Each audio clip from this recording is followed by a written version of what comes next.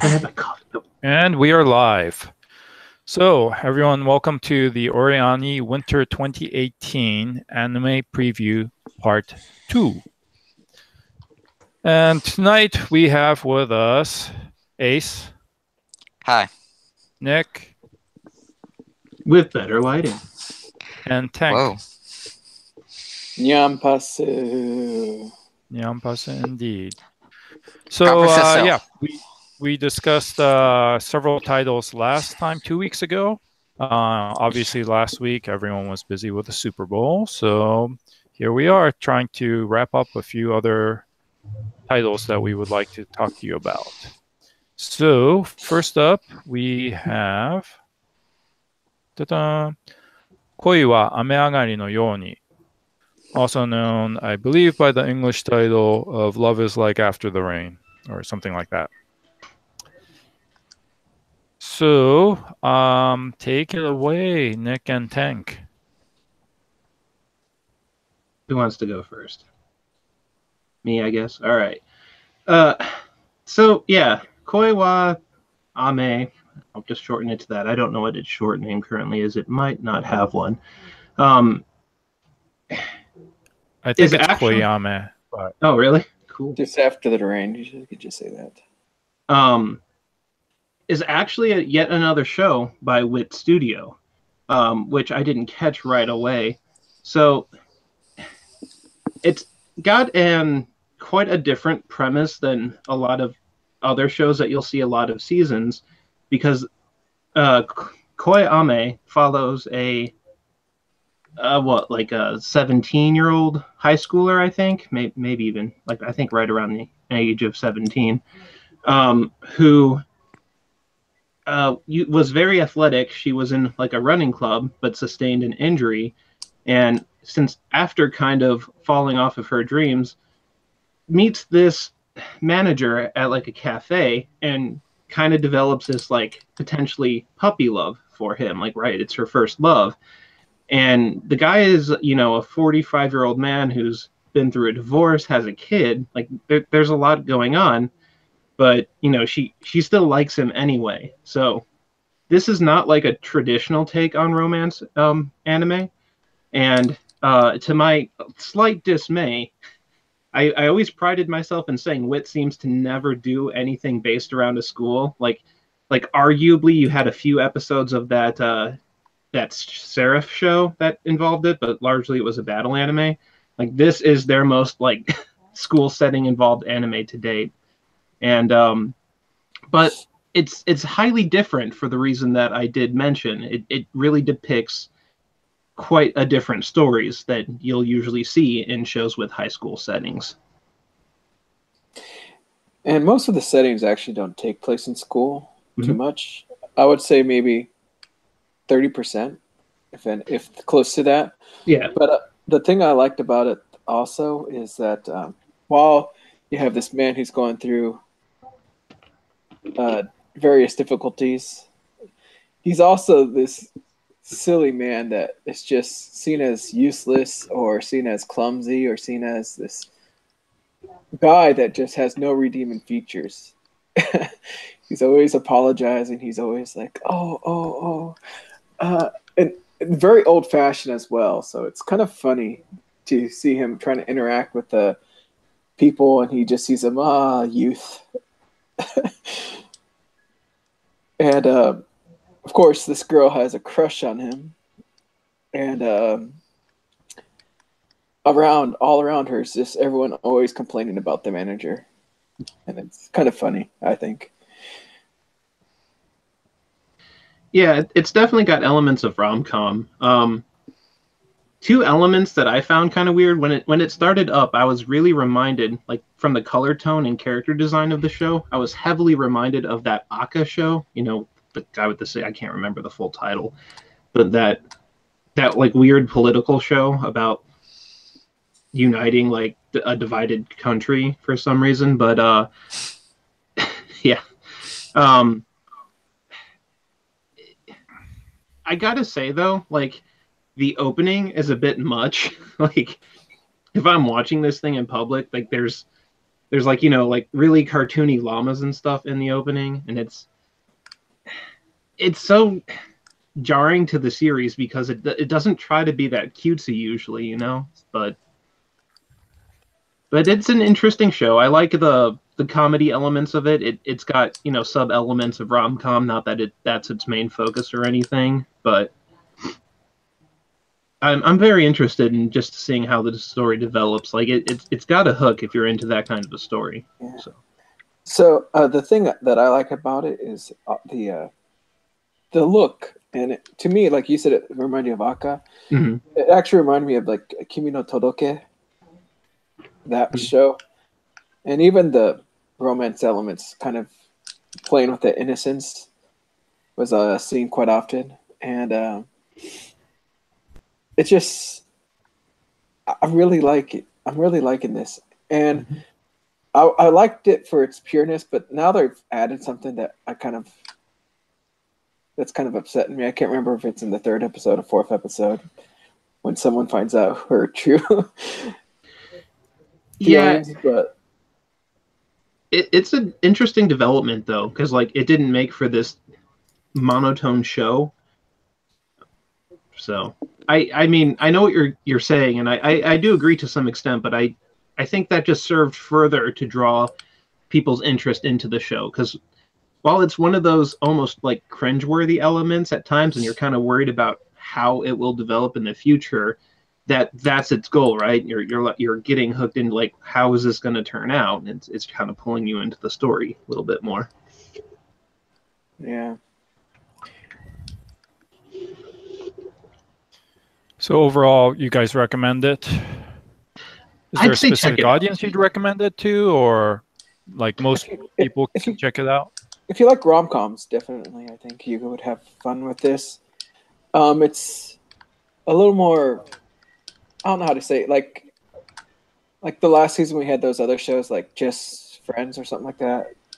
I think this one's a little bit better than those because it's not lying in your face and stuff like that for these romance things. But Yeah, like if you're usually it's definitely a romance. So like even if you just lightly like romances, and you might want to try to see if you're into anything that's not like pure rom-com, but like, you know, if you're into romance anime at all, it's definitely worth a shot. I think it appeals to anyone who's interested in romance, and I do tend to watch and like rom-coms and romances to some extent, as long as like there's something about it that's just not pure drama. Like it's got to have some other elements, which this one does. So. oh, I just looked it up, and the character designer for this show was the one that did Kimi no Todoke. See, Oh, okay. I haven't watched that, so I just can't comment on the design elements, but that's just me. I thought it looked very familiar. So, yeah, but it's for, I don't know how to explain it, but it's just very fun, and it's on Amazon Prime, so you can, if you have a Prime subscription, you can stream it there and watch it. But yeah, like even though I don't like the opening, it's actually performed by Chico with Honeyworks, which, you know, tends to be in a lot of that romance stuff, and even the occasional like Gintama and stuff like that. But that's an anime series that like they have like another series that they just kind of keep diving back into, and there's been like 3 iterations of it thus far, and it's all been aimed at romance. So I'm just saying, like, it feels like they're here just because it's a romance, in my opinion. Another thing about the show I want to mention is that because of the name of the show, After the Rain, you have a lot of moments where you just have a lot of sound with just the rain and some soft music, which is really nice, I think. To fall asleep to? Yeah, you could fall asleep to it. I wonder if they'll just release a little soundtrack of just the rain bites. But it's really soothing, and then you get to the rom-com. So it's calm, and then the rom-comedy, and then romance comedy, and then back to the calm rain background. Things going like that. Okay, so rom-com. If you like rom-coms, check it out. Next up, we have, yes. Oh, yes. So yes, we have It's a this very Marchから始まる異世界 it's a very popular type of show. Stop rolling your eyes at it. I'm rolling my eyes left and right. So yes, that what is the English title? It is Death March to the Parallel World Rhapsody. All right, guys. Let me just read you the synopsis. All right. Take it So away. this is from Mao. 29-year-old programmer Suzuki Ichiro finds himself transported into a fantasy RPG. Within the game, he's a 15-year-old named Satu. At first, he thinks he's dreaming, but his experiences seem very real. Due to a powerful ability he possesses with limited use, he ends up wiping out an army of lizardmen and becomes a high-level adventurer. Satu decides to hide his level and plans to live peacefully and meet new people. However, developments in the game story, such as the return of a demon king, may cause a nuisance to Satu's plan. Yeah. Mm-hmm. So yet again, a very popular genre currently. I'm hoping we're over the hump because it's getting tiresome. But this is a transported into another world. We're not exactly sure if the protagonist Sato is actually dead, or if he has, just been transported, or if it's something else, or if he's just trapped in a pseudo fantasy RPG. We don't know. They're definitely dropping hints. Yeah, and it has some interesting elements, but straight from the first episode, it is just a constant series of internal monologues on screen, which I found super boring. And then, at least by the second episode, he starts interacting with people, but the internal monologue continues, and Tank has something to say about the inner voice and the outer voice. Yeah, so in this show, the voice just really upset me for some reason. It took me a while to realize it's because he's always talking like this. I don't know why it upsets me so much. But seriously, I don't know why it annoyed me.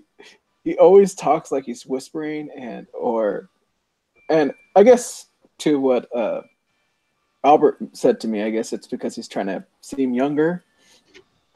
But oh my gosh, it just drives me crazy.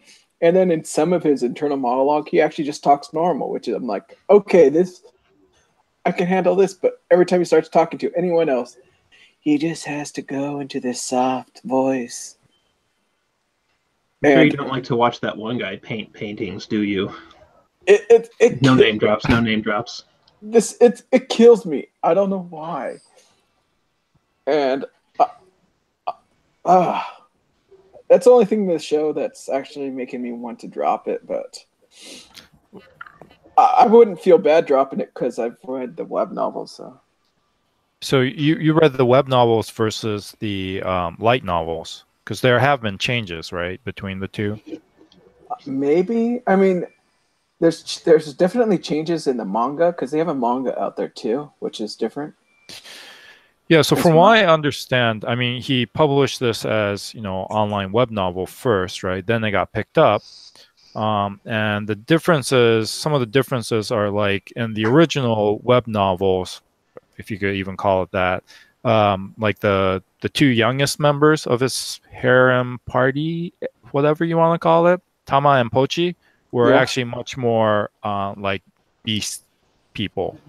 They weren't cute girls with dog and cat ears. They were actually cute dog and cat people. What's like the general term for the kemono mimi? Yeah. Yeah, so they changed some of the things like that. The one thing I do want to say is about the web novel, which I liked, is that before every single chapter, it would have some kind of little saying from Satu that has something to do with the story. So, like, when they're in the dungeon, he might say something like, Sato here. Oh, man, I remember grinding in the dungeons over and over. And he talks about some little random stuff, and then it goes into the story. And it was kind of interesting how they did that, because it always did it from when the story was from his point of view, but when it was from someone else's point of view, they didn't have that. Right. So now that it's been somewhat butchered by people who are obviously wholeheartedly against isekai, here's kind of my take on the story. Like, just to do it some lighthearted justice, you got to definitely like the isekai type shows, and I generally do.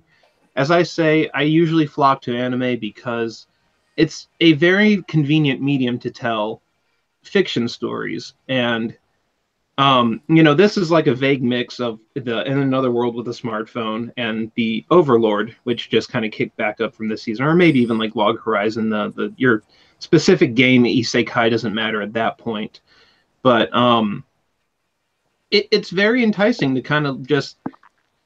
It's such an obvious like element where some guy can just make a story and it's this video game character. He has this video game user interface and like how can he interact with it in the world? It's very straightforward with that, but sometimes it's just fun to hear those types of stories for me anyway. And I think I'll always be into game-esque isekai titles just because I used to play, games a long time ago, and I can just kind of get into that groove of like, what would you do in this scenario, or how awesome would you really exploring the fiction just at that level instead of like demanding an in-depth story or any other element. But I must take a break at this very moment and mention that the first episode, when I was trying it out, because I don't really look up titles beforehand, I just try to watch episode 1 and see if it's something that I'm into. I kind of did like a spit take on the opening, because this is the one show that I mentioned at the end of the other video that while Wake Up Girls does the ending, because they do some Annie songs, in last season, the anime introduced a new sub-idol group to that story that they decided to call Run Girls Run, and it follows 3 members who are still in, I think, like a middle school kind of age frame. And, the 3 of them form their own idol group. Well, not form their own. They get made into an idol group by the Greenleaf Studio at the very end of that anime. And, I just watched the finale on that, and then here comes this thing, and I noticed Run Girls Run is doing a song right in the opening. I'm like, hey, I just watched those guys like form in an anime, and like, here's an anime with a song from them already. And it's kind of in like the songs, I'm not saying are particularly that good or bad, but it was just kind of nice to see them already in a project, and like Greenleaf's kind of owning both the intro and ending song. So that it was just kind of a fun thing that drew me in even more. Might not work on people who didn't watch that anime, but life imitates, art. So, and yeah, you're right. I mean, the opening is by Run Girls Run, and the ending is by Wake Up Girls. So, yep. So like I said, it felt even that more special to me because I did watch the project. That literally just ended last season, and I'm pointing behind me because it's in the past. So yeah, you got an isekai game user face. Guy has lots of skills that he can match. He's a very overpowered level character that is a little underpowered at the same time because like he got transported into this world, hang on, by means that aren't currently known within the world. Reincarnation is a concept in this world that they reveal in one of the later episodes. Yeah, that's like the latest, so keep it. Yeah. I am. So I just kind of mean that he has to like stumble into a skill first, and then he like starts off as a rookie and will remain a rookie with the skill unless he like manipulates his interface to add points and stuff to it. So it's like, although he has the potential to instantly max any skill because of that incident where he like took out an entire group of an army plus like some god-esque character who was like incidentally in the background, like it's got that level of humor to it. I could just kind of grin and laugh with like some of the plot developments. As simple-minded as they are, they're still entertaining to me. I think we're gonna have to have a special OreAni discussing all the isekai stuff, because I can tell you that I have watched a lot, and a lot of them are just crap. Also, there will be more isekai shows coming, some of which I'm actually looking forward to. The Shield Hero, right? Rise of the Shield Hero. Yeah! That took an interesting, different look at things. And then, but among the isekai, there is a subgenre of trapped in a game world, right? So you include all that, and you try to go back and figure out what the earliest isekai shows are, and there are shows even before Dot Hack. So I think most people are familiar, with Dot Hack and Trapped in a Game World. That was probably the first for a game world, but yeah, it even had like a bunch of video games. Yeah.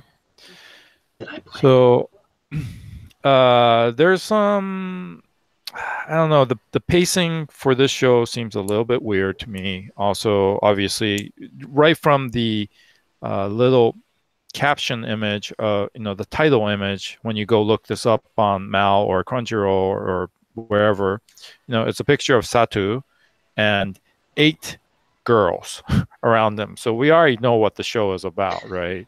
And it's just another variation of I'm awesome. Ow. So I don't know. It doesn't strike me. I'm still watching it because I want to see how bad it is, but pretty much every episode I'm just laughing at how bad it is. I'm actually not watching a lot of it, kind of have it in the background to figure out what the hell is going on. But I think there's far better isekai shows out there. But if you're into the genre, this is, I think, I don't know. Was it last season we had the smartphone, or was that 2 seasons ago? Okay, I think it was 2. I don't think it was the last season. Okay. Oh yeah, 2 seasons ago. Yeah. 2 seasons ago we had the smartphone show, which was not good, but it's. I'd say it's probably about equivalent. I don't know where the story is going. It seems a little bit darker because they discuss a lot of things like slavery, but they don't really do anything with it yet. He bought some slaves and he's treating them more as party members instead of slaves. So, yay, protagonist coming from Japan.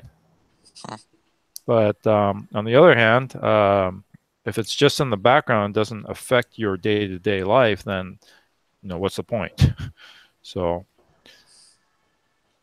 I wonder if they'll use the famous line, and that's in the isekai story, which is where he tries to tell himself that he's not a lolicon.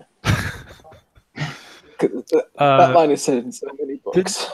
I think he's already said that. Yeah, he has.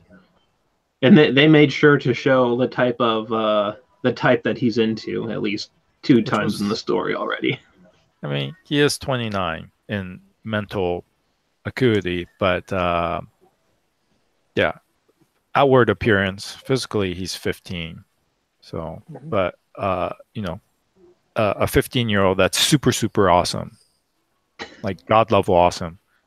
I mean, the people around him are like level 1 to 10 in the village, and he's like 300 plus. And 10.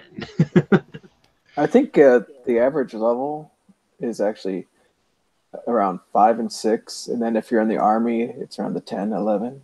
Yeah, that'll explain it. So, okay, I guess we and can then move. They got a weird way how they chant magic. Mm-hmm. I thought was kind of strange, but it makes sense when you think about it because of how the books had it. It just had strange symbols that Satu couldn't understand from when they were casting magic. So I like how they kind of did that for the anime. Oh, so in the written, you can't understand what it is. It's just gibberish. Yeah, just like a black square, black triangle, upside down triangle. They scavenge through Unicode characters and put in the weirdest ones they can find. Yeah, for whenever they're casting magic in the book. And so, of course, in the anime, since you can't understand it, they have like a bunch of voices overlapping, I think, right? Something like that. There's a weird echo thing, and yeah. Anything else? All right, we'll move on to our next title, which is Cardcaptor Sakura.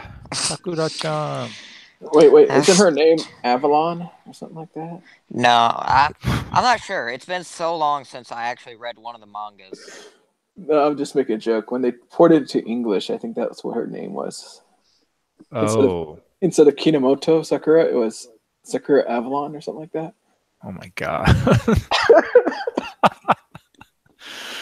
Okay, well, that's interesting.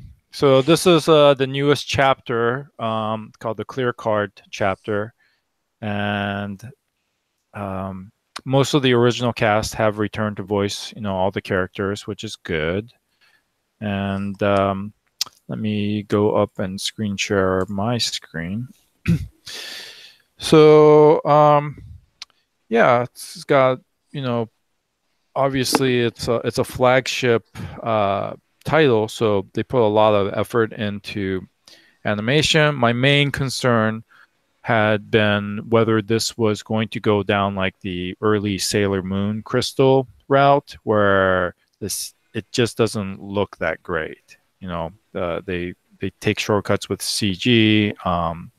Even the transformation scenes lack dynamism. But overall, I'm fairly pleased.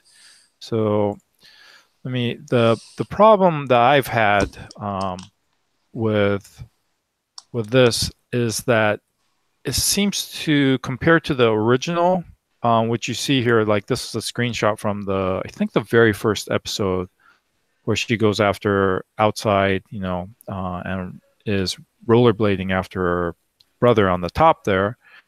And on the bottom, you see her taking, a walk in the newest Clear Card chapter. And you could tell, like, the color palette is very different. It's much more pastel-y. All those sakura blossom petals are probably CG, right? And there's a lack of general movement in most of what Sakura does. And it's noticeable if you just watch the first episode back to back of each of the chapters, because even when she's runs out of the house, there's dynamic motion.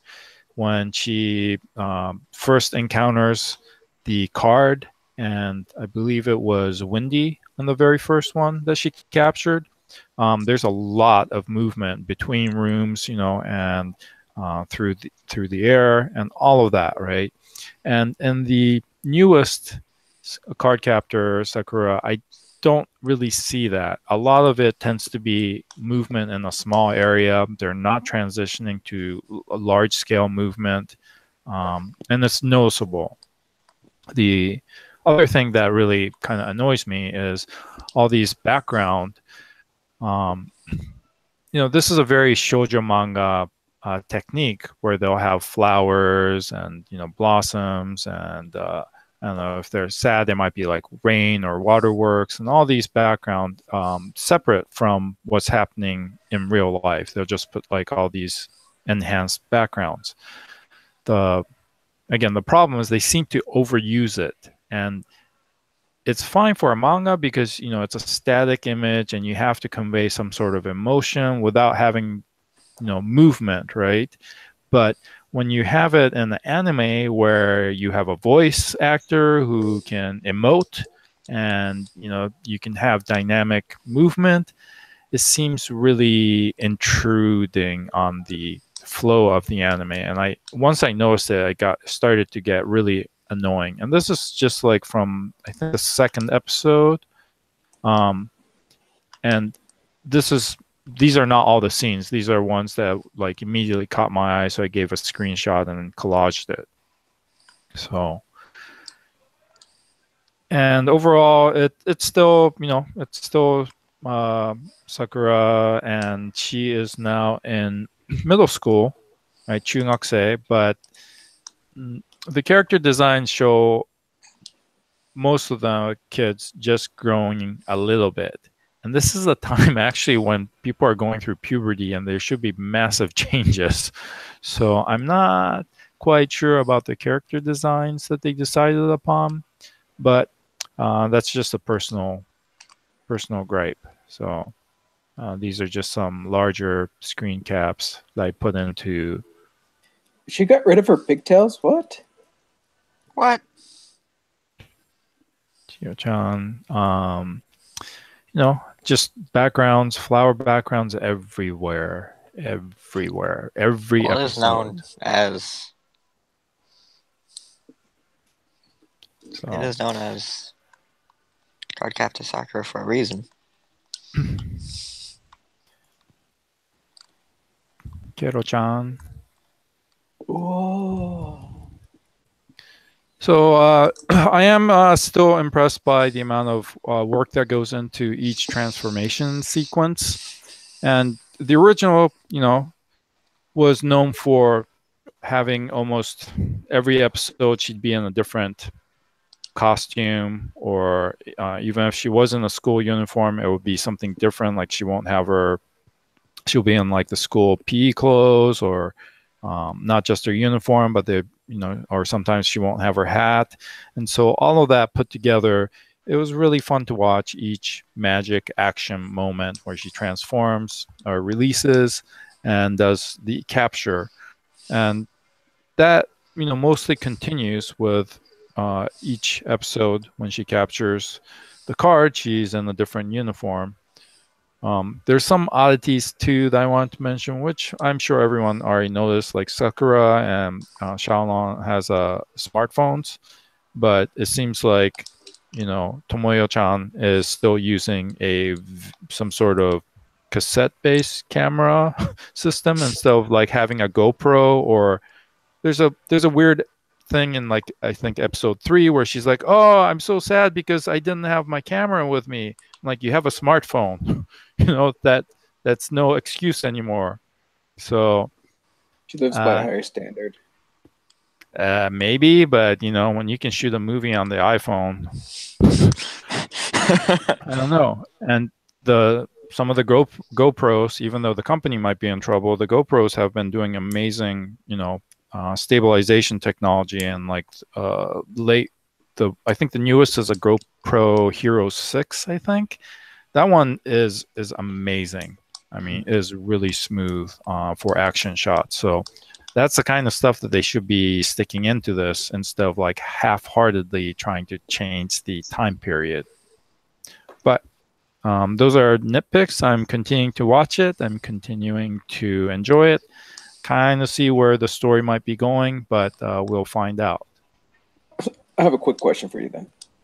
Sure. Do you have to watch everything beforehand to enjoy this, or can you just go straight into this as a new person? That is a good question. They do explain a little bit of her background, and it's a very iconic anime, so you have some background information. But it would help if you had at least watched some of the previous, maybe one of the movies. Because I don't know. I'm not a good judge of whether a newbie can just fall in and get it or not.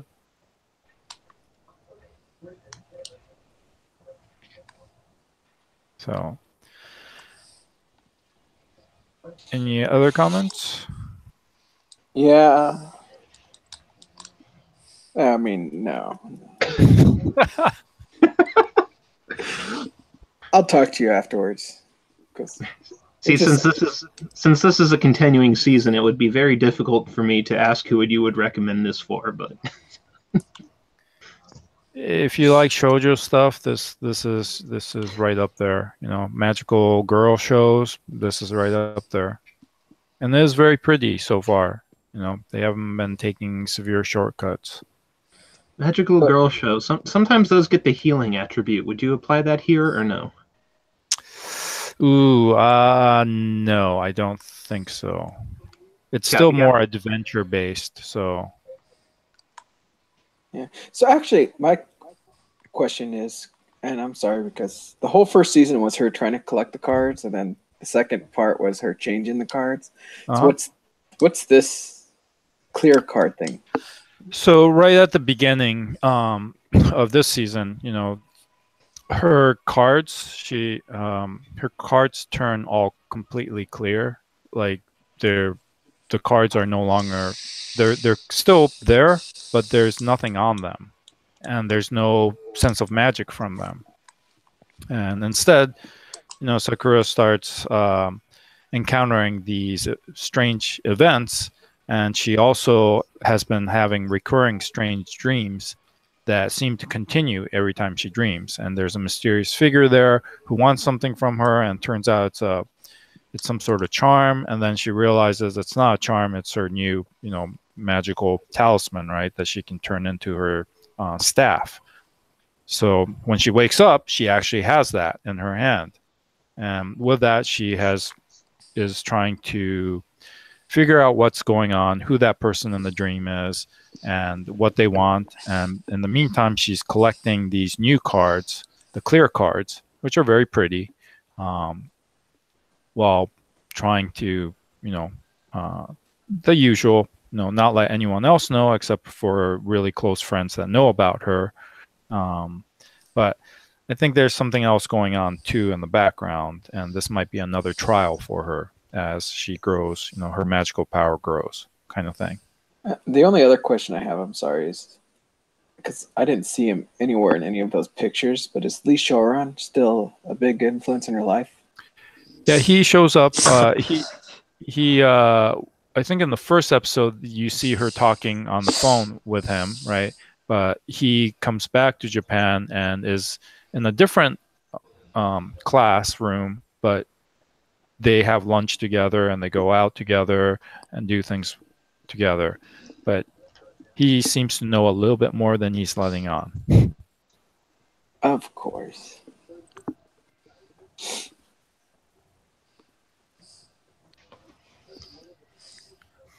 Okay, any other comments? All right, so next we have something Ace is watching, Killing Bites. So why don't you tell us about it? Mainly from what I've been seeing from it, it's mainly just like, I guess you could call them branches or something along the lines of factions in which they're trying to hold.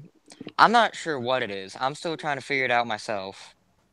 But it's mainly an action-based anime, and so there's. I'm not sure how to describe it really, because I'm not as great. You're good, man. It's kind of like another one of those battle royale-esque, battle anime, but this one kind of gets into the vein of the, super itchy type show. So like think a little bit freezing, and shows kind of like that where, paper clothing is kind of a thing. There's a lot of scantily cladness in it, but yeah, the big story here is if you've seen Terraformers, the anime that is people were sent to Mars to fight humanoid cockroaches, and the humans had genetically altered or like scientifically introduced the ability to adapt to insect and or animal adaptations in the second season. That's largely at play here, where there's a proxy war set up by a merchant kind of Illuminati of sorts, where they have a lot of financial power, and instead of like fighting amongst themselves, they fund these genetic experiments to allow people to morph into animal traits. And like I think I don't know if it's a wish fulfillment or like what the motivation for the character is. I forget if it mentioned it, because like that's how little it matters. But I mean that's the gimmick of the show. It's just a battler that tries to be the best. Well, no, not the best. But that erotic combat series just because it can be. So I will say that, I'm kind of watching it just because I'm usually along for the ride for those shows. Like I just wouldn't let them slip by, because I am an anime fan and it's part of anime, even if it's not for everybody. It's something that doesn't rub me the wrong way. And And I like having an opinion about shows like this. So that's more my interest in watching it. And I will mention that something that kind of irks me the wrong way is the main character seems to have a catchphrase where she's rather new to these battle scenes. Killing bites, as they're called. The battles themselves are individualistically, like the whole proxy war is referred to as a killing bite. And everyone doubts her strength because she's modeled after the honey badger, is what I think we call it in English. Yeah, The Japanese is that's the ratel or the ratten or something like that. yeah the Ratel.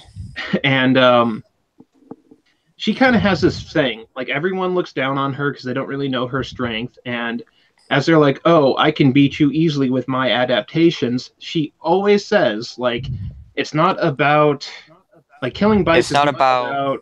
I forget that part. It's not. And then she's like, it's not about skills. It's about who has the sharper fangs. yeah, like something where she's like, it's all about like the sharpest things. I'm like, okay, if that's really the point, if you're really selling that, then just like scratch something, see whose fangs are sharper or whatever, and then just be done with it. Like, don't actually do the battle. Like, just my claws are sharper, I win. Like, so that kind of like irks me just because. But they got I to battle, think or else it makes the paper clothing useless. Yeah, they managed to show though that she stands behind her words about having the sharper fangs though, because there have been plenty of moments in which she has ripped her opponents apart. Well, yeah. But yeah, the show is largely based on kimono-traded people. So, you got the kind of like the kimono, like not just Mimi, but like I don't know. It's like kimono Mimi plus more animalistic adaptations going on. And like I said, its whole point is to be like an R-rated plus mild nudity combat series that comes out every once in a while. Like mild nudity. Well, that's like what it's kind of called. Like there's actually another studio who I will not name right now who's literally been getting away with straight up making nudity. like no, not nudity, but like making straight up hentai and calling it anime. Like it appears on a channel somewhere. They've only done like 3 seasons right now, but it's straight up like 3 drama story, intercourse story. Like that's just it. Like so like there is kind of like a new genre of anime coming out because of that studio and like but like these types of shows always existed. Like Drama I could name them.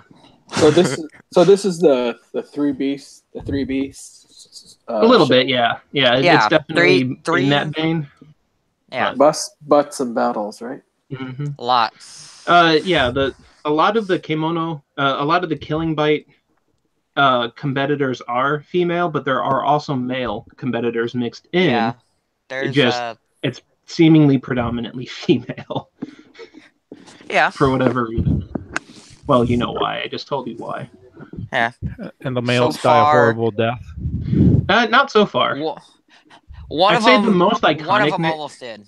I'd say the most iconic male combatant is known as like the Fat Wolverine, because that's what he looks like.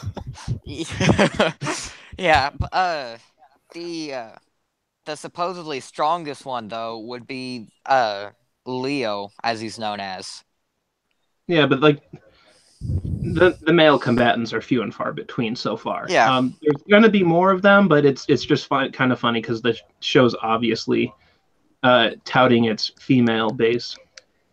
Of like, look, you got your leopard girl, your honey badger girl, your bunny girl, your everything. Like there's you got a lizard girl in there, 2 of them actually.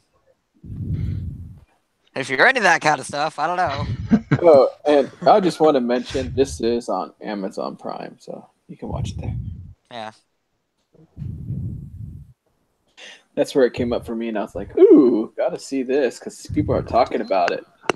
Saw episode 1, I was like, ooh, what the hell? Yeah, they're talking about it just because it's that type of show. So, yeah.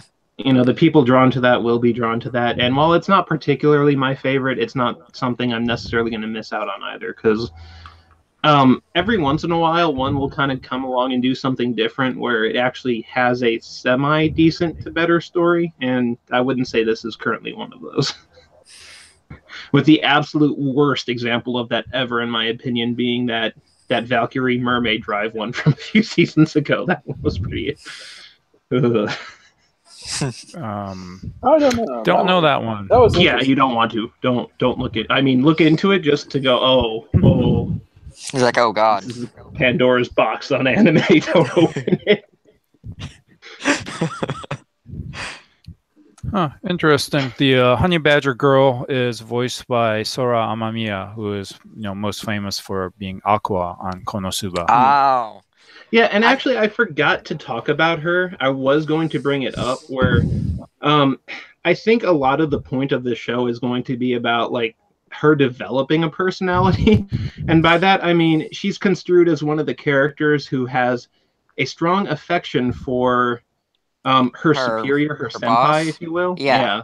So she one who's pretty pulling the much strings. treats anybody like a dragon and threatens to kill just about anyone. But whenever he says, like, she fawns over this guy, so like she's kind of at his beck and call, even though like he's just interested in doing other stuff. But it's just got that characterization element to it, and we see elements slowly emerging where she's kind of becoming less clingy to him and like I said, developing a personality. But you're not going to see like groundbreaking developments here. It's just at least it's doing that, and it's not making a super one-dimensional character.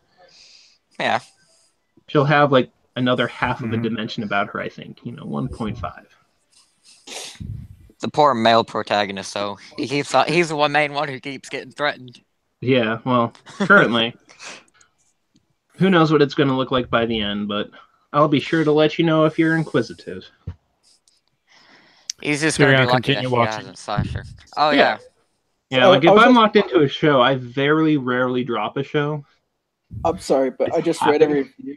I just read a review on AMV, and this person said this could be the worst anime of 2002.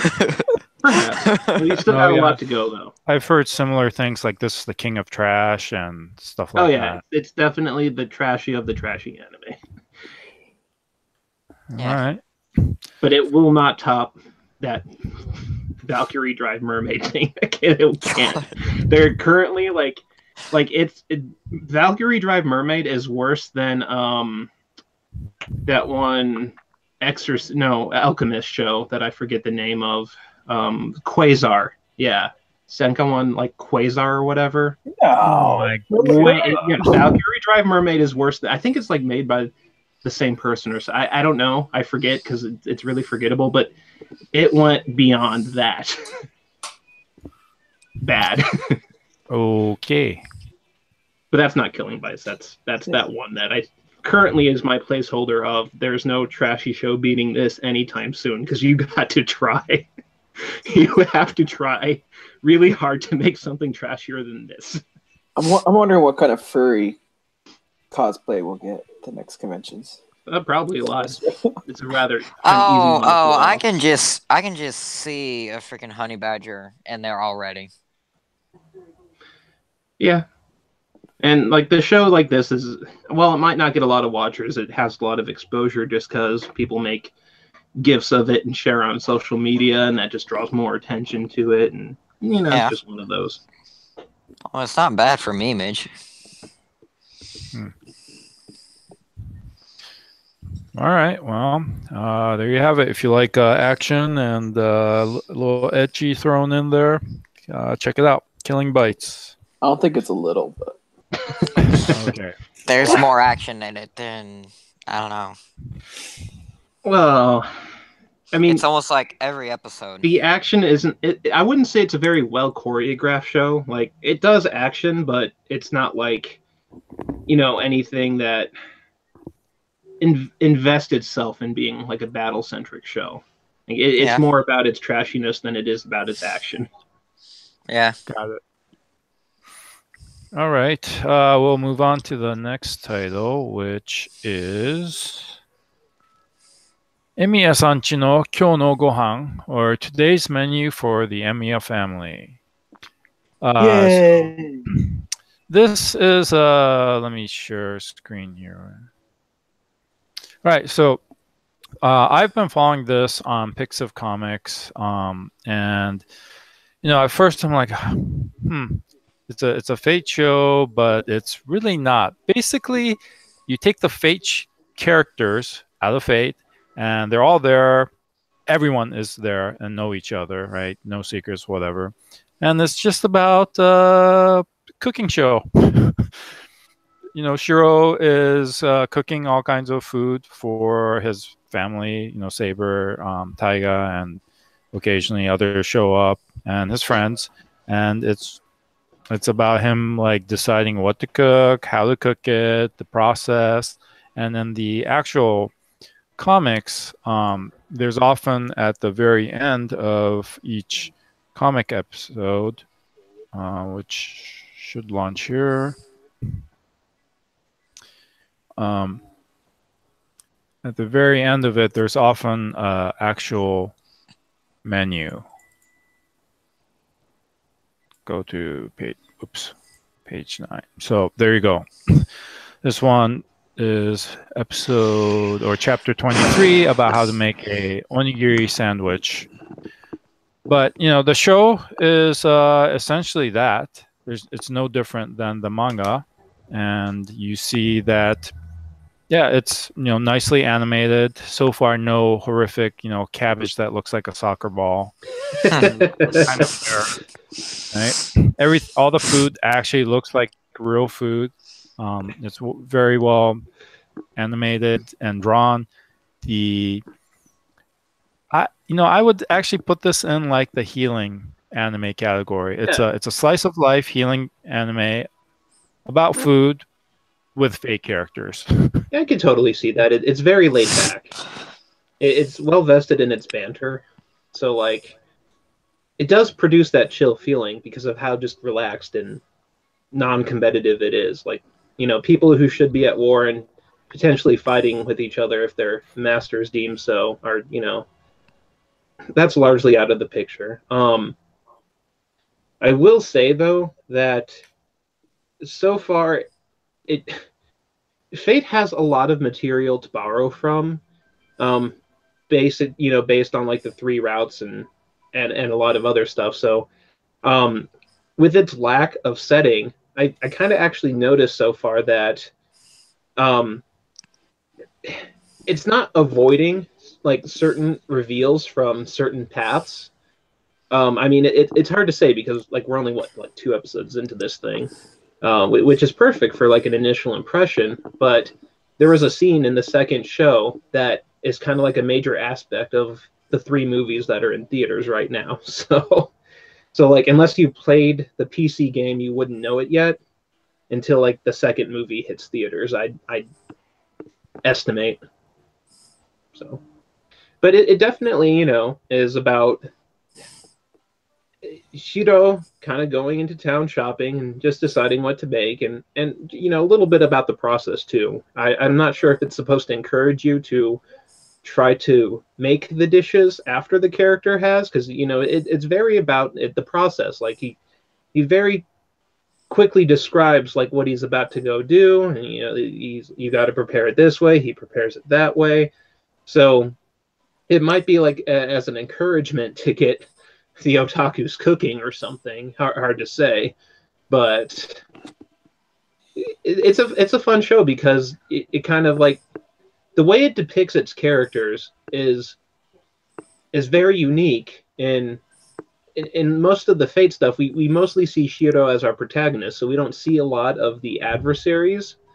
And they do a lot of work so far, it seems, in bringing out the personality of the characters you don't spend a lot of time looking after. So it's a rather nice aspect about it. Mm-hmm. So the cool thing about this, I think, is it's on Crunchyroll. So before it gets on Blu-ray and stuff, and you have to spend $75 for this whole thing, you should It might be a little bit less. It might only be $40. Yeah, we'll see. I mean, it is animation is by UFO Table, so If Aniplex picks it up, it will be pricey. If Uh. Sentai gets it, it will be a lot cheaper. It's Aniplex licensed. I know. I've seen them tweeting about it.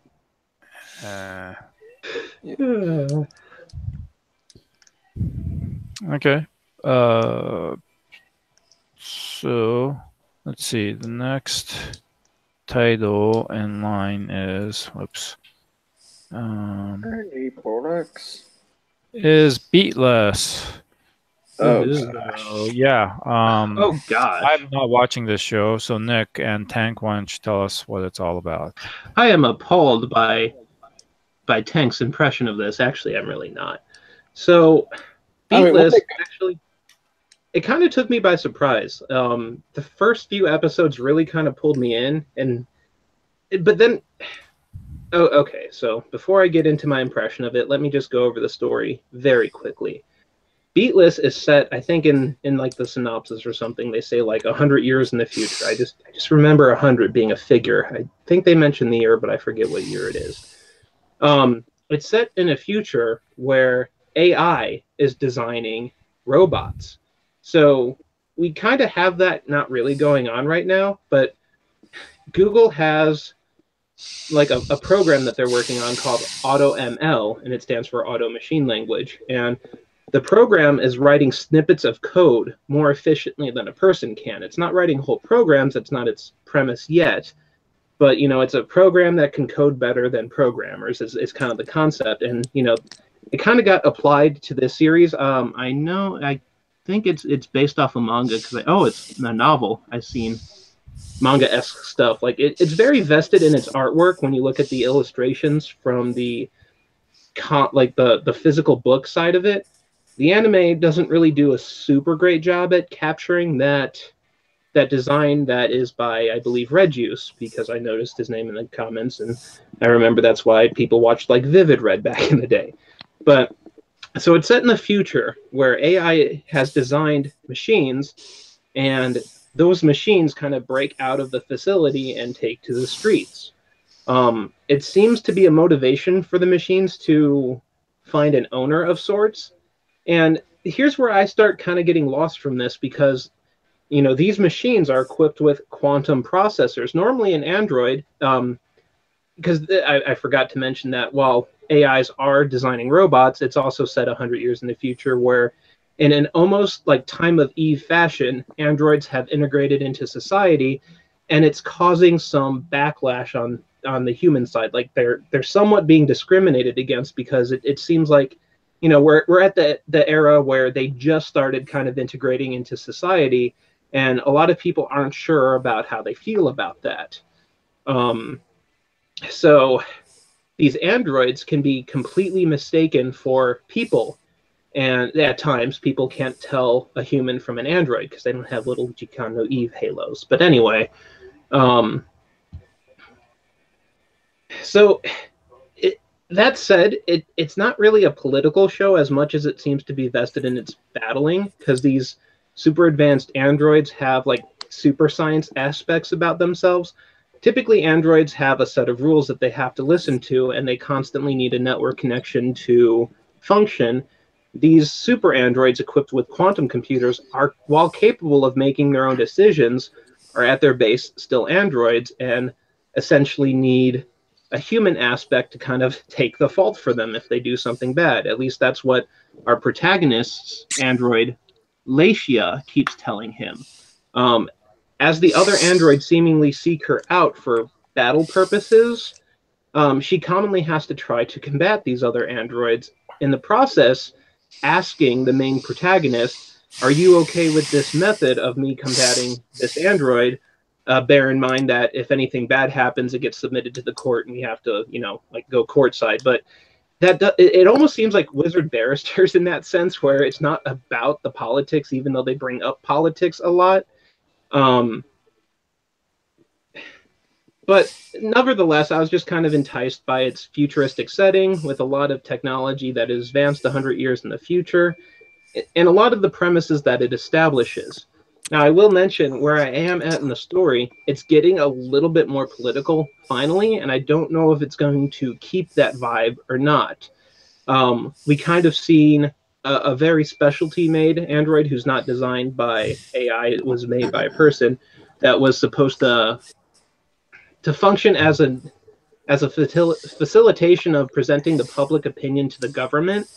And that's where it started kind of getting political, because you're seeing these machines like integrating in a way where people aren't ready for. I compare it to, like, 3D printers came about, and then people realized, hey, we might be able to make guns with this, and we kind of had to go, oh crap, what about regulation?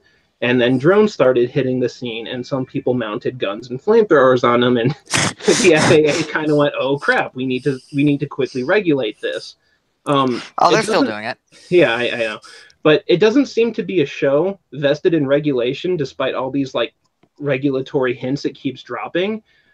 It more seems like a kind of like a viewpoint is what it's trying to convey. You have a lot of conflicting perspectives that are going to be displayed by the various characters. At the end of the episode I most recently watched, I haven't watched the newest one because I think it just came out today, we finally get introduced to the whole cast of androids for a moment, because only 2 androids or 3 really have been shown. But at the end of the second most recent episode, each android is shown for a brief moment, as it kind of states, like, I am optimized to perform this task. So, like, I'm bringing about humanity's evolution in this aspect, is kind of like what each of them for a brief moment said. And to me, that's like, okay, are we finally going to see the show getting political instead of kind of setting up what the technology is capable of? Like, are we finally at this point where we're going to get a moral of the story? And that's what I took away from this show so far.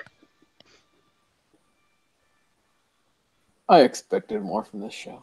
That's all I can say. I mean, what got me into it once again was I heard Red Juice name, but he was the original character designer. I think the character designs have changed from what he made. Yeah, absolutely. Like I was saying, that artwork was not well represented in these current character designs. Yeah, and I think I have one of his doujinshis called Neutral, which has a very similar feel to one of the characters in there, has a very similar design to what these androids might look like. So maybe that's kind of where he came from, though. But I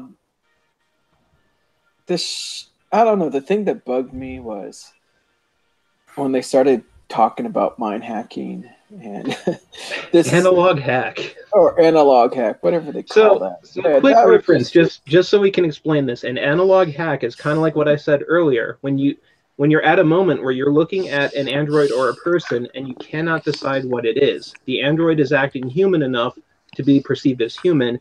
They call that analog hacking in this show. And the funny thing is, we actually had a reverse example of that in real life. Over in, I believe, Japan, they had a show where a company presented androids, and they had an actual actor amongst the androids, and the person acted very robotically. But at the Japanese news level, they knew it was a person. But when we heard the story brought over here, there was actually a slip where someone didn't get that memo, and they thought all the androids, or all the robots that were dressed up and being shown off by this one company, were all that androids and not actually a person. So the person who was acting as an android actually got touted as an actual android who's being too human over on the American side of the story, until it was kind of caught and people caught on. Like, they were like, no, that's got to be a person, and someone's like, no, the article said it wasn't one. So we kind of had a reverse analog hack happen, just to kind of bring a little bit of a grounding into that concept. Anyway. Yeah, they spent the whole episode just trying to explain that, and I don't know. I thought it was just really strange, and even the battles aren't turning out as great as I thought they would be. The main character kind of annoys me with his personality, because he treats all androids the same as he would treat humans. And I don't know, it's just, I think maybe later on as he changes, it might get better, but it's making me think a lot of like Guilty Crown, that main character Shu, where he was very timid, couldn't make his own decisions, and questioned a lot of the things he wanted to do, but I don't Yeah, know.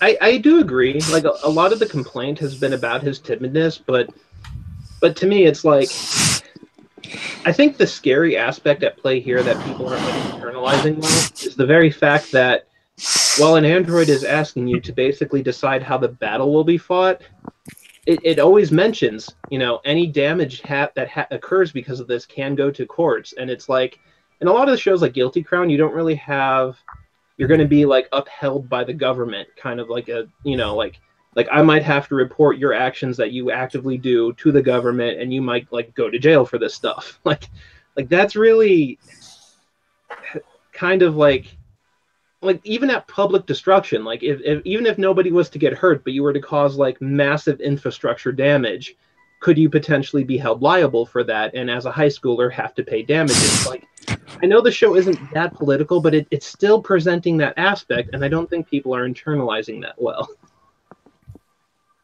It's like, wait, I'm going to be taken to court over this? Well, yeah, sure, go ahead, blast away half the city. I don't care.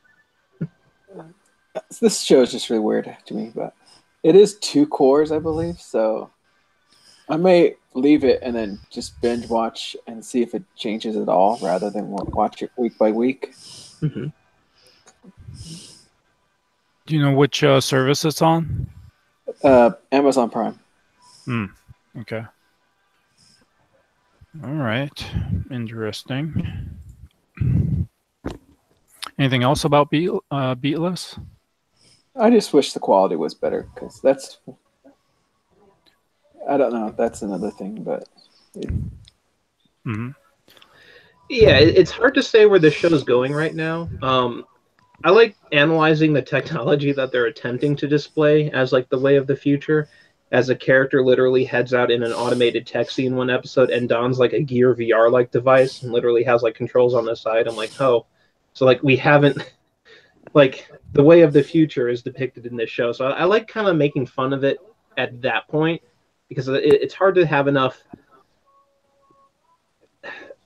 It's hard to decide what the future is going to be like, and sometimes you hit the mark, and sometimes you just kind of you borrow from current tech and don't extrapolate it on it very much just because you have a show to make. So, like, we're not going to try to decide the future. So, like, I'm liking some of the technological feats it's just preventing. Like, just as a rare example, in the early episode, a character's like going to high school and they're walking outside, and like 3 high schoolers are like, "Man, it's like going into summer. It's hot."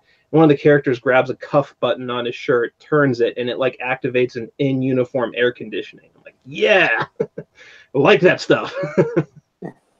So yeah, I'm a little bit simple when it comes to that, but I like that. I'll admit, I do like the technology aspects of some of the stuff they're showing. I'm like, man, I wish we had something like that. Like, that mask he wore when he was driving around trying to get her, I thought that was good. Mm-hmm. Yeah, and it's very interesting because like the androids have like performance models. Like you could have, a clunker one where it can barely do anything, and the model that our main protagonist inherits is like called a Latia class, which is like the highest of the high end. And it's very interesting because these darn things are like, the modern day concept of Barbie, like made into an actual thing. They tap into the internet, can reference various cloud databases, and do like perform any behavior like innately. Like, oh, I could just access the Food Network and like cook anything expertly, or I could just access this database and get these skills right away because I'm an android. And a big aspect is the androids are supposed to be pseudo dumb. So like I said, most of them have a set of operations that they adhere to and certain protocol that they have to use, but that doesn't seem to apply to like the 5-ish in question that are presumably Latia class. Why the main protagonist one's actually a Latia class that's called Latia, I can't answer right now because all the other ones have different names. But it's funny watching it kind of play with those concepts of like what the future internet will bring about for society.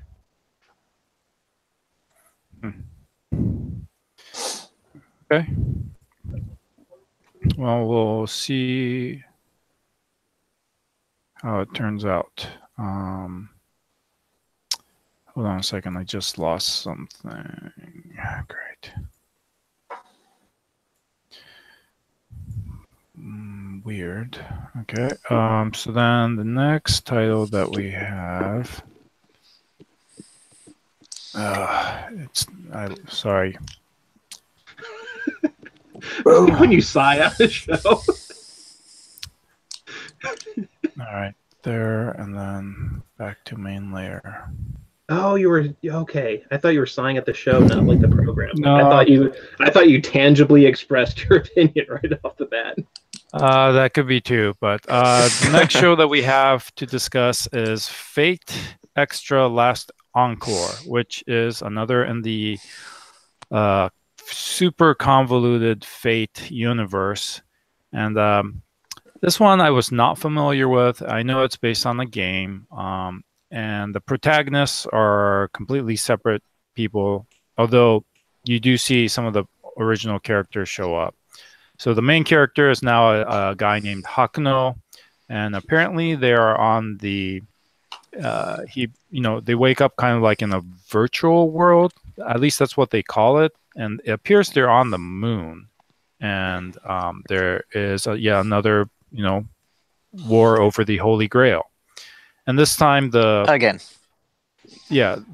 servant that is summoned is a saber class, and in fandom, she's known as Red Saber, although she looks like the Saber that we all have come to know and love. Know and love. She is, in fact, a different heroic spirit. What? Which will only 3 episodes have dropped. I decided to check it out because it's the animation is done by Shaft,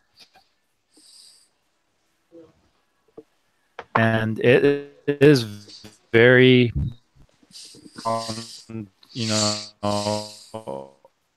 are there the walking with through a long hallway. The director of this Fate Extra is Shimbo Akiyuki, who has done almost all of the Monogatari series. So Extra done by it's Fate, and that's why I'm watching it. The story makes no sense whatsoever. Blah blah blah, techno babble, blah blah blah. And for the shows. The other reason I'm watching it is because the Red Saber is voiced by Tange Sakura, and she is also the voice actress for Cardcaptor Sakura. So, she doesn't use the Sakura voice. I just find it funny. Sakura is Red Saber. So, if you love or if you like that quirkiness, the visual quirkiness and animation of Shaft Studios, I would recommend this. But this is not anywhere near part of the main Shaft storyline. Rin shows up, Shinji shows up, a couple other shows up eventually, but it has nothing to do with the main Fate Stay Night. It's kind of like Fate Grand Order. We have Fate Apocrypha. It's the Fate universe is being mined for every nook and cranny for all the money that they can get out of it. So it is the Fate pinata is yet again being banged upon, and this is just another one.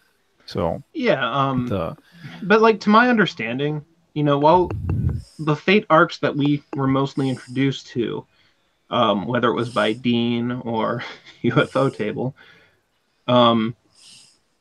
we're part of a visual novel that you can kind of go out and play. That kind of falls into the rough category of game, and I think Apocrypha was based off like a light novel that, or like some media aspect that somebody came up with, like not in universe kind of way, but kind of took the characters. And as you said, I think the Fate Extra is definitely based off a game, but unlike the visual novel aspect of, the original series, I think it's based off something like a 3D to 2D fighter. So, it's kind of like your take on Street Fighter or Soul Calibur. So I think if you were to apply, a story that has to be made around that, it's kind of a little bit more understandable, like how strange the setting is, because like it has to come up with this story to compel you. And that's actually where I was kind of surprised by it, because the first episode really weirded me out. It was very hard to get into, but when I watched the second episode, it kind of like put this fan service, not fan service, but this spin that I didn't really anticipate happening, because I looked it up just a little bit, and just enough to know what it was based off of, because like when I saw like Rin's character design, I went like, whoa, did like Shaft do this one, or like how close did they hit the mark? So I looked up the character design that was Rin, and that's when I saw some scenes from the game to get the impression it was like a fighting game.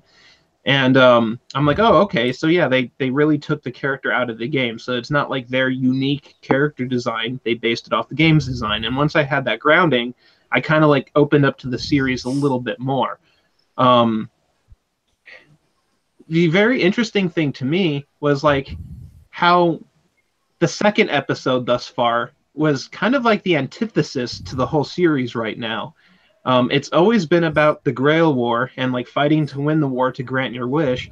And episode 2 kind of like drops that on its head. Like, yeah, that's really not a thing anymore, at least not here. And it could be somewhere else, but we're not really into that. And that's kind of what really generated a bigger hook than episode 1 did to me. Because it's like, oh, like they're actually trying to make not like a satire, but like what I said, like at least right now, episode 2 is like the antithesis to the Fate series. I kind of wonder where they're going from here. So I'm vested in the story. Episode 1 didn't sell me, but 2, if you watch 2 and yeah, you don't I really don't know, it's a very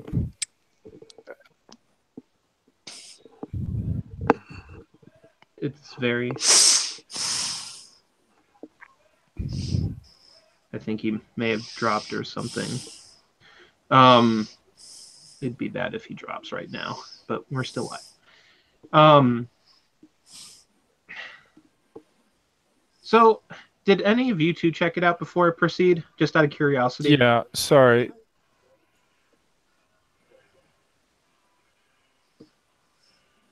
Tank Ace. I did not. No, Not okay. really. No, you're good. I was just wondering if you had anything to chime in before I tried to continue with it until we get Albert back.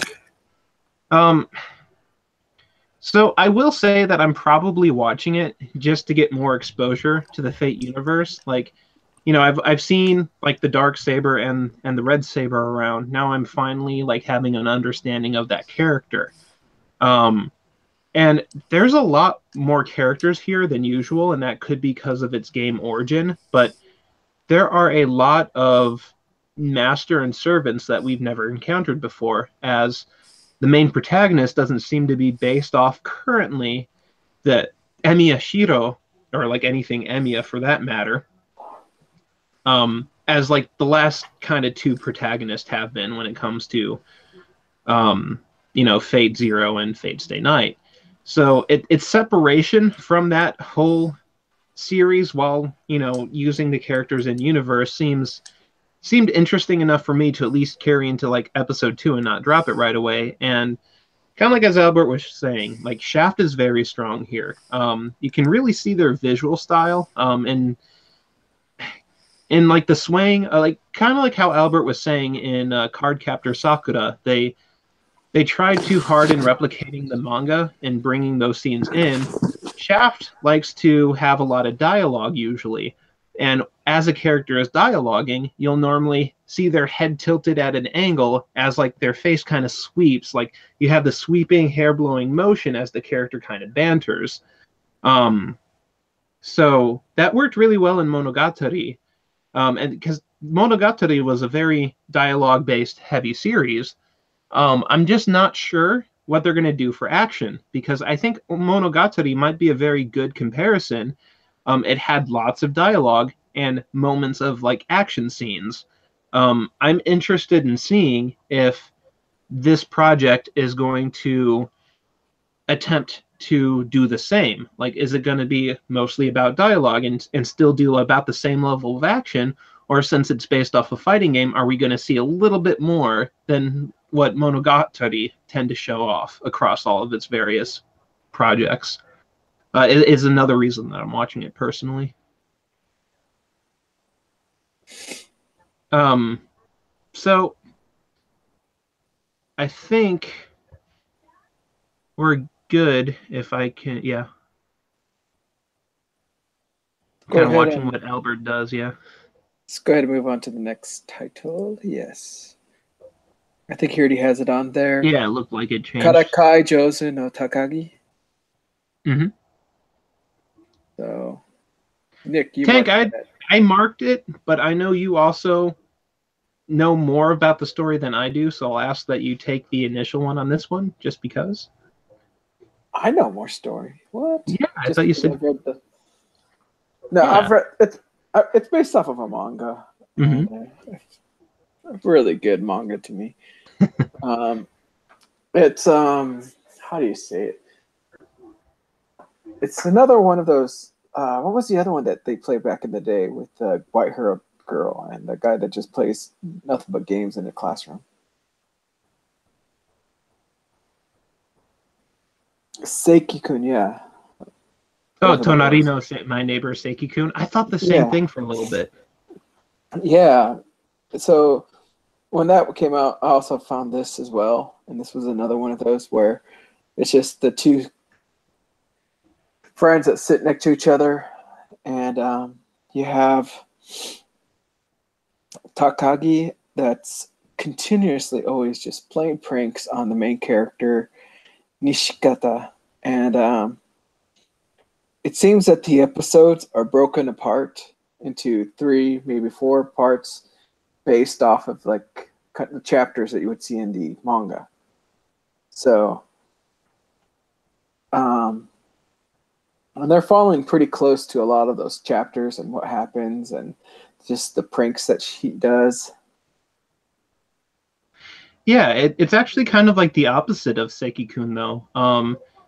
Because, Seiki-kun was always this series about like her neighbor messing around and that kind of distracting her too much. We kind of have the inverse here, where the character that is Takagi-san, right, is always like kind of teasing with a hint of romance the main protagonist of this series, Nishikata. So it's kind of interesting because like you see this very youthful like outfoxing going on, and it looks weird visually. It's not like your more normal series because like the character design of Takagi has like a really big forehead, and a lot of the characters have that really big forehead. But I think it's more like trying to show off the youthfulness of the character more than it's being like just an odd style. Like, these kids are in middle school. So it's a very like fun mix of concepts. You got like, some kind of slice of life going on here with comedy, sub elements of romance. It's just a nice blend of a lot of stuff. And it's very fun to watch a lot of the antics that are going on. And in my opinion, they might not appeal to you, but I enjoy a lot of what this story is setting up because it kind of just like pulls you into the characters that much more, in my opinion. Like, like, is he ever going to be able to reverse the reverse psychology that Takagi seems really good at when it comes to him in particular? I don't expect him to ever do it. It's just fun getting caught up in their antics. Yeah, it's a very innocent show, and it's really laid back slice of life. But like I said, like you did mention, the biggest difference between this one and the other one is the romance in it that you can feel between the two. The romance, and I'd say the role of reversal too, to an extent. Yeah. And I only mean role reversal in the way that, you had one character who was always goofing off, and this one character that was trying to stop him from goofing off, and her usually getting caught up in and getting too distracted that she doesn't effectively stop him from goofing off and ignores her studies too much. I definitely enjoy the story more, I will say, because the characters feel much more, like people. Where Seki was a lot more about just various crazy zany antics. This show really kind of establishes the characters. They're not super in depth, and you got like the 3 tag-along characters in the background who only add to the kind of the hilarity of the show because while their characters aren't brought out to an extent that we're supposed to be super vested in them, they just provide that extra moment of comic relief, so you're not watching constant teasing out foxing going on. So like it's a nice blend, I will say. Like in the other show, you're mainly interested in what the kid was doing and the antics that he was doing and having fun at the crazy stuff that was going on. While in this one, you're watching those 2 interactions, so you're more invested into the people versus what the person's playing around with and how they're going to outwit each other. But of course, Nishikata always fails. Even when he wins, he fails. And they do have kind of a side story going on as well with the 3 friends, these 3 girls, and I think there were some moments in the manga with them, but I can't remember too much. It's been a while since I've read it. I might pick it up and read it again. But Albert's mentioned here that she thinks that this show would have been better as a short versus a full-length episode, and maybe so. Maybe like make it 2 cores and have it short so that it could last and be fun. But I mean, to me, like this show kind of like it is and isn't a short at the same time, only because each episode doesn't consist of one story.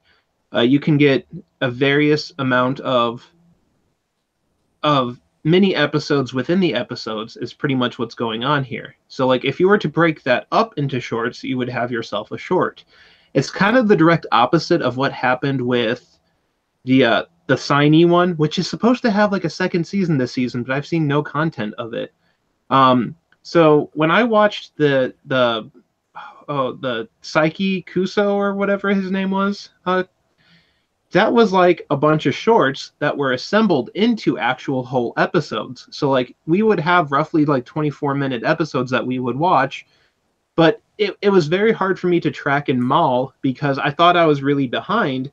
I'm like, man, I'm only on episode 12 and it says it's done airing, where the other, bunch that were supposed to come out, because it looks like it was originally released somehow as a short that got condensed into a whole 24-minute episode. So, I mean, only because that show existed can I say that these shows can be thought of as shorts, but unfortunately you're going to get it in one 24-minute time lots. Like you'd have to manually break it up at that if you were to do so. But I swear, that thing's listed as coming out this season and I've seen nothing for it. The Psyche Kuso. yeah, but the voice actors are pretty famous as well. I mean, Nishikata is done by the person who does Eren from Attack on Titan. So every time I hear him talk, I'm like, when he's going to start complaining about the Titans. I mean, if you ever saw that little, what do you call it, the chibi Attack on Titan? Yeah, that thing. I don't know. I ignored it. His voice is very similar to that in the show. Yeah, but like chibi school version of the show. Yeah. So they got some pretty popular. I think Albert mentioned that Takagi was done by the person who did Emilia from ReZero and also Megumin from Konosuba. So the 2 main cast are very popular and well-known names. But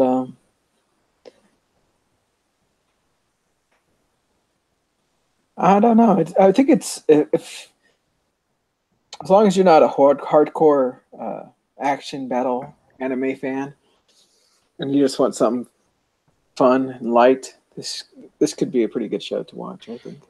It's definitely unique in its youthfulness, to say the least. Because while it tries to come across as a romance at times, these characters are very young. So, I mean, not like too young, but they're definitely in that like early kind of teen. How old are they supposed to be? I actually can't recall. But so it's kind of weird because we have absolutely one character who's coming across as very mature for her age, even though that's not the point of the show. It incidentally kind of is shown from time to time. So like the show has surprising maturity to it at times, but it's still, a slice of life comedy, romance mix that I don't see this a lot in shows. So the way it's tackling certain topics, I can laugh about. I like that.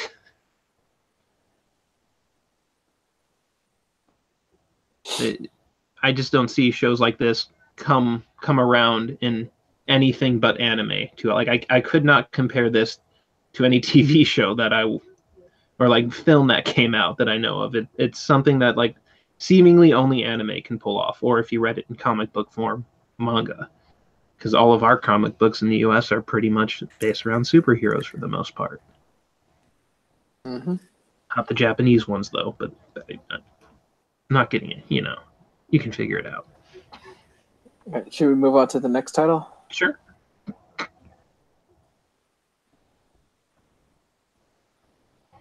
See, Albert, if you can talk yet. Albert. Alberto. Overlord. Who picked this show? Just kidding. That was me.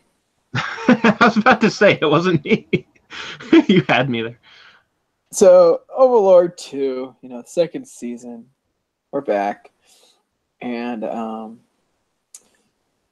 honestly, I'm kind of excited to see what's going to happen. Of course, if you haven't seen the first season, you definitely need to watch that before you can continue on with the second season. And it starts off right off the bat, diving into the lizardmen life. And honestly, when I was reading the light novels for this, I found this portion to be very boring. Just the first part of it. I think we've gotten 4 episodes so far, right? Or maybe 5. And they're just now finished this whole lizard man arc. And the next arc is the one that's going to be really exciting. That was such a weird arc to open up with, just saying. Yeah. Honestly, as I was reading the light novels, and even in the manga, you've actually caught up to the translated manga that they have out there. I honestly didn't care too much about the lizards and their lifestyle and everything that happened. It wasn't until the battle scene at the end that made it really fun, but reading the light novel was really fun for that battle scene, especially with the lynch, I think it was what it was, right? That they fought the first time before they fought him again. And honestly, if you weren't too excited about what's going on and what's happening, I would say wait for the next arc to start and then give that a chance before you quit this show. Because it should get better, way better.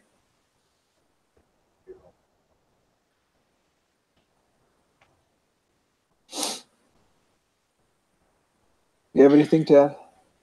I know Overlord was a very, very popular show. Lots of people, anyone who was vested in this show couldn't wait for season 2. I'm not saying like the whole community's talking about it, but of the people who watched Overlord, it was one thing that they couldn't wait for season 2 for. I know because I had some people asking me a lot about when's that show coming out, just waiting for content. And like I said, that arc that they opened with, I hope it like makes a lot of people jump ship just because I'm a little tired of the Overlord hype. Just personally, nothing against the series. That it's not like a bad arc, but like I said, it was something very odd to just resume the season with. I think it would catch a lot of people off guard, and for that I'm personally thankful. But it's a show that I've watched season 1 of, so I'm going to continue watching. And while I think I was really fond of the first season and kind of like setting up the early mentality of a lot of the characters, like kind of adapting to this world that they're in. I see that at play a little bit in like I said, in that first arc, but I kind of wish that they went about it a little bit differently. Not that I think it's bad, but yeah, I just kind of can't wait for this series to kind of continue with the momentum it set up from the first seasons instead of like doing the storyline I think that's a general perhaps consensus. I haven't asked around in all the people who are asking me for when's the next bit coming out, but to me it seems like maybe in the light novels, as I was reading this arc and the next arc, it's showing how a lot of the Guardians are changing and how he wants them to change their mentality, I believe, versus going, him trying to find, and also him trying to find more about why people know certain things, and also learning about those arts or whatever they call them versus the magic that they've developed. Yeah, but it is exploring its characters, but like I said, like while I do appreciate that, just such a weird way to open the season with. That's all. Like I'm not trying to nitpick it, just I think a lot of people who started watching it like I are just kind of like like what? Like what is this that I'm watching?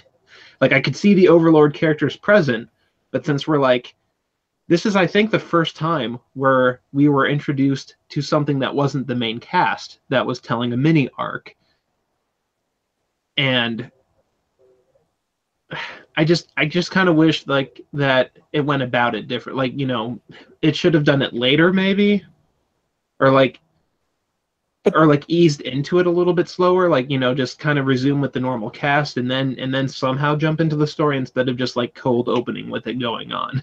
But they are following the light novels in that sense. Because I gotcha. Even when I was reading the light novels, I was like, lizard folk, okay. And then you just keep on reading and reading and reading. It wasn't until halfway through the book you're like, oh, there's the guys that I wanted so like it was even jarring in the media. Like, oh, finally we got them.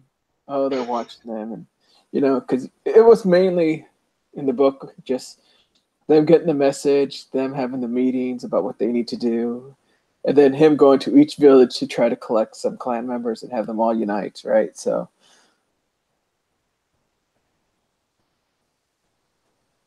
the light novel, they're following the light novel, I think, in that sense. Mm-hmm. I understand. So I don't know. It seemed like a drag to me, but not saying that it was bad enough to like drop the series or anything. So for that, I'm somewhat appreciative, but yeah, I couldn't tell what I was watching for a moment there. Like I literally, I'm like, this is season 2, right? Like I actually had a moment where, as I watched the episode, I kind of had to sit back and wonder what I was watching. I literally forgot I was watching Overlord. I'm like, what's this show I'm watching? Oh, okay, that's what this is. Okay, Albert, so, you're good.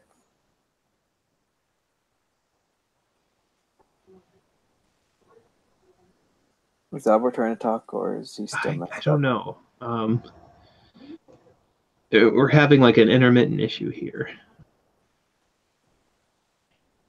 All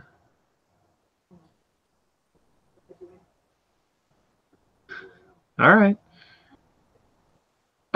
So yeah, I'm looking forward to being able to talk about this one more towards the end of the season.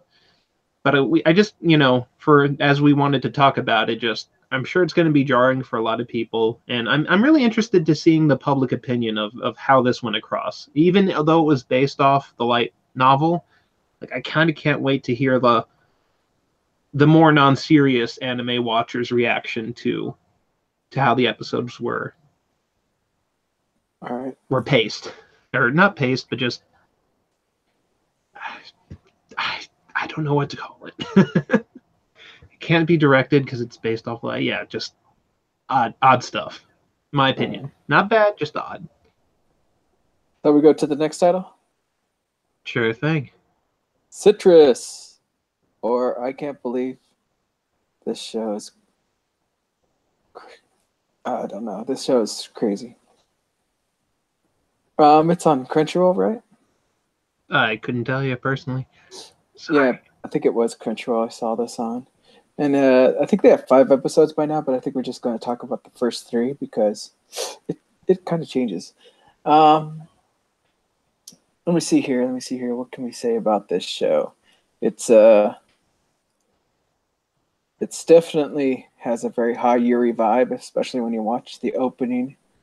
At the very end of the opening, you have the 2 girls kissing, and I actually think kissing the first episode, right? Kind of. Yeah. So you got the girl, of course. She gets transferred to an all-girls school because of her mother's new marriage. And so she moves. They end up moving, so she ends up going to the all-girls school. I believe her name was what was her name? Yuzu? Yuzu, I think, is her short name, because I mostly remember May, because that said a lot more than Yeah. her. So, and then you have May, which is like I think she's the student body president of the all-girls school, which is also happens to be the granddaughter of the the school board guy. And so she ends up moving to the school and because of the remarriage, and then a bunch of stuff happens. She's one of those gal girls. I don't know how to explain that too well. I mean, there's quite a few animes you can watch. I think there was even 2 episodes ago, right? Or 2 seasons ago. Yeah, it was kind of a lot about that, but if you watch anime, it'll be very difficult to explain, so just carry on. But she's not the typical tanned girl, but she's very dressy, very showy, and then when she gets to the school, of course, very strict and very. She just, it drives her crazy, and I kind of find that funny. But honestly, I have to say, is that this this show is really hard for me to get into because of the Yuzu's main character. Every time she was talking, the only thing I could hear was a voice that sounded like Kirino from OreAni. I guess I never thought of that personally. And that's all I heard throughout the whole first episode. I'm like, oh man, this is really jarring because she even has that yabe thing she says all the time, and I don't know, it was just really weird. But one thing I am liking about this show is her changes in the series, like even at school from episode 1 to the current episode. From her flashiness, her clothing is slowly changing more and more and more to be low key and down key.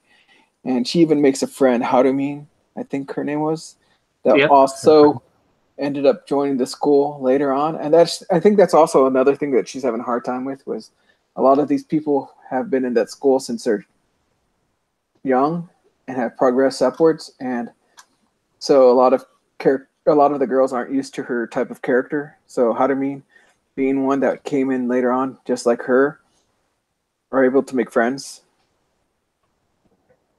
very easily. But one thing I've left out is after a while, after Yuzu goes through all this trouble in school and starts like, God, why did I even move here? And stuff like that, you find out that May, the girl that's giving her the hardest time, turns out to be her new sister. And yeah.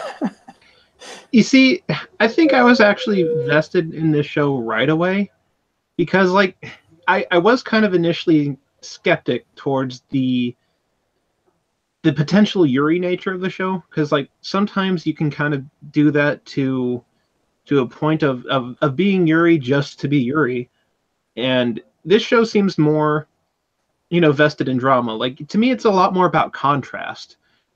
It sets up a lot of concepts of contrast all over the place and like dives into the drama about that.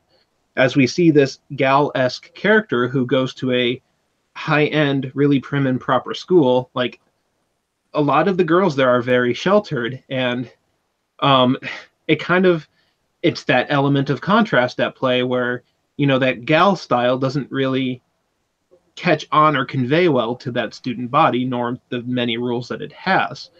And it's that element of contrast that keeps me vested in the show and actually kind of makes me kind of recommending it like on the sleeve to a lot of people because I'm like, yes, it's about this stuff, but it's not like trying to paint Yuriism in a light and fluffy way, which we've seen anime do a lot. What was that like? I forget what it was called, but we had that like one a few seasons ago where we had that really funny physics scene of them like flipping over the balcony. Sakura trick. Sure. So like that's what I'm kind of scared of, right? Well, not scared of because I watched that, but like I don't want more of that type of Yuri. And this one really gets into the mentality of the characters. Not like super deep. It's not about a crazy amount of depth of character, but it's interesting like how kind of polar opposite the two sisters are, yet they're kind of slowly growing closer. And I think it's playing that relationship element very well for the type of story that it is. While not necessarily groundbreaking, it's not over the top with anything, in my opinion. And a lot of the content that it presents isn't it's probably slice of life, but it doesn't feel like slice of life at the same time because it's trying to tell a very it's very held back with its drama, but frontal about it at the same time. Like it's not trying to be super heavy, but it's not trying to be too lighthearted either. And I like the current balance that it establishes. I usually see shows going into either extreme, but not like striking a really good balance. And that's kind of what I feel here, as as it paints its contrasts all over the place. Whether it's the two sisters' personality versus the step student president, whatever her name is, the hair drills, even to like her relationship with her father and like the one character who doesn't really know that father yet. Like you kind of see this family thrown together in this weird way for some reason, as we were kind of just talking about in comments. To me, it's a very intriguing story. Like I'd say honestly, just try it to see if you like this kind of anime. And if it's something you're really not, it's not really catching on with you, then by all means like drop it. But I think a lot of people kind of saw that Yuri nature in episode 1 and thought that this show was another one of those. Yet it seems to have a lot more, like a lot more people are watching it than if they kind of look past that initial nature, like because it's not really about an overabundance of Yuri, which is nice. Like it's there, but it's painting, I think, the relationship rather realistically, like to a point. So.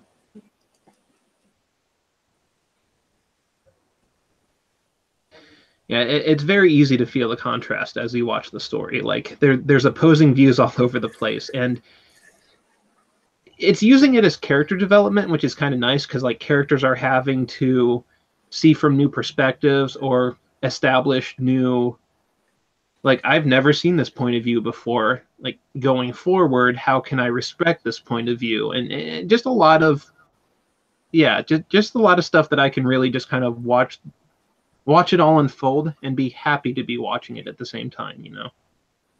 It's not a healing show by any means, but Yeah. And honestly, to me, I wouldn't call it healing, because no, I wasn't either. there are some moments. There was a lot of moments for me that were cringe moments, like, oh my god, no, don't do that. For usually because she's pretty. She acts before she thinks a lot. Yeah, and you're kind of seeing her develop. Like, oh, I got to stop doing that. Like slowly. Yeah, so I do like that she's changing a little bit, and with her friend, it is helping her a lot. That aspect as well. Harumi. Yeah. I like her friend. I do. Very nice friend. Yeah. That said, it's still like very slowly introducing characters. We just kind of got a big hint about like a new character that it seems like, oh, how's this show going to tackle this? I'm wondering, because she's painted in one of those as a person who seemingly likes to tear relationships apart.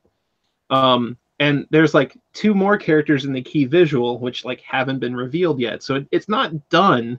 You know, almost halfway through its core, it's not really done showing like what it's going to try to explore yet.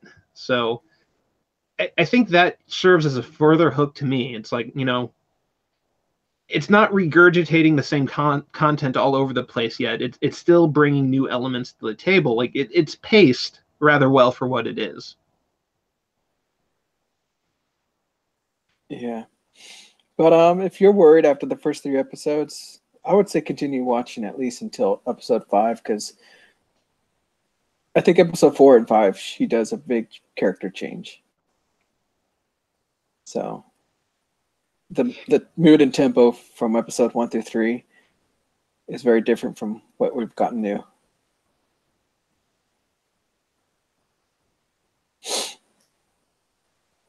But other than that, if you really want some fun Yuri, Sakura Trick is what you're gonna watch. Some fun Yuri. Yes. Or, you know, watch Yuri Kuma Arashi. No, just kidding, don't. Not that I'm not recommending it. But I had to bring a title to the playing field just because he did, even though I brought it up originally. I think that's it for today. Oh, no. Albert is still in no man's land. Poor Albert. Can you guys hear me? Oh, yeah. Very well. Okay. I can barely hear you guys. It lags quite a bit, so it must be my connection. And I know I dropped out once, but so yeah, I think we should just wrap it up. And hopefully, Tank, you're gonna take over at the end of the season. Yeah, now that you have all your stuff back. I got my permissions back. I just got to get all the new stuff loaded onto my computer, and then we'll be ready to go. All right. Well, thank you all for watching. This has been the OreAni Winter 2018 preview show, part 2. As usual, you can find us in the Anime Talk community in Google+, where we discuss anime. There's been some postings recently about different titles and thoughts and new things that are airing in Japan. So come out, take a look, and yep. Otherwise, thank you very much, all, and hope to catch you at the end of the season, where we will discuss the shows that we continue to watch and whether we still recommend them or if we feel like stabbing our eyes out. So never. Be sure to check. Why I'd never. Because one thing I really would agree with Albert, and I really want to do, we should do an isekai hangout. So, oh jeez, I'll try to set something up. I'll try to set that up maybe in 2 weeks. But check out the community. I'll post about it, and we'll see where we go from there. If you're not working your overtime. Fun. Okay. Well, thank Very you fun. all. Everyone say bye. Johnny. Bye. Johnny. Bye-bye. Hey, he told us to say bye, guys.